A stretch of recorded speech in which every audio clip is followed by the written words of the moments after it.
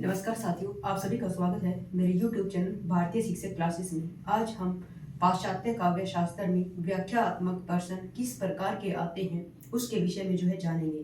पाश्चात्य काव्य शास्त्र पीजीटी का जो पेपर होता है उसमें जरूर पूछा जाता है। तो जो ये भारतीय काव्य शास्त्र है ये पीजीटी पेपर के लिए इम्पोर्टेंट है और उनमें व्याख्यात्मक क्वेश्चन किस प्रकार के बनते हैं उनके विषय में जानेंगे। चलिए, पाश्चात्य काव्य शास्त्र। प्लेटो का काव्य सिद्धांत पर प्रकाश डालिए। अरस्तु का अनुकरण सिद्धांत, विवेचन सिद्धांत, त्रासदी सिद्धांत पर प्रकाश डालिए। लॉन्जाइनस का उदात्त सिद्धांत, कोलरिज का कल्पना सिद्धांत, क्रोचे का अभिव्यंजना का सिद्धांत, वर्ड्सवर्थ का काव्य भाषा सिद्धांत, टी.एस. इलियट के वस्तुनिष्ठ समीकरण का सिद्धांत, टी.एस. इलियट के निर्वैयक्तिकता का सिद्धांत, टी.एस. इलियट की परंपरा की अवधारणा। और टिप्पणियों में क्या क्या आ सकता है?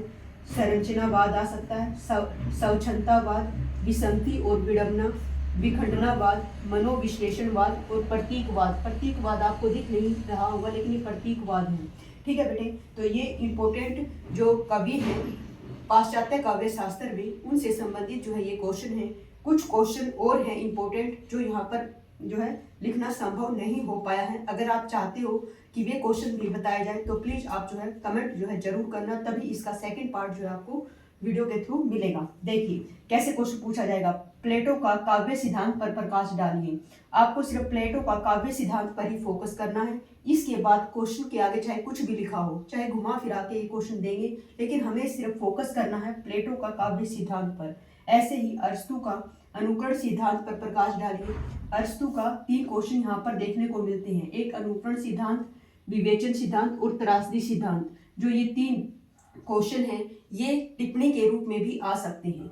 लॉन्जाइनस का उदात्त सिद्धांत, इसके आगे कुछ भी लिखा होगा लेकिन हमें फोकस करना है लॉन्जाइनस का उदात्त सिद्धांत क्या है। कोलरिज का कल्पना सिद्धांत, इसके आगे क्वेश्चन में चाहे कुछ भी हो लेकिन हमें फोकस रखना है कोलरिज का कल्पना सिद्धांत क्या है। क्रोचे का अभिव्यंजना का सिद्धांत क्या है। वर्ड्सवर्थ का काव्य भाषा सिद्धांत क्या है। टी.एस. इलियट के वस्तुनिष्ठ समीकरण का सिद्धांत क्या है।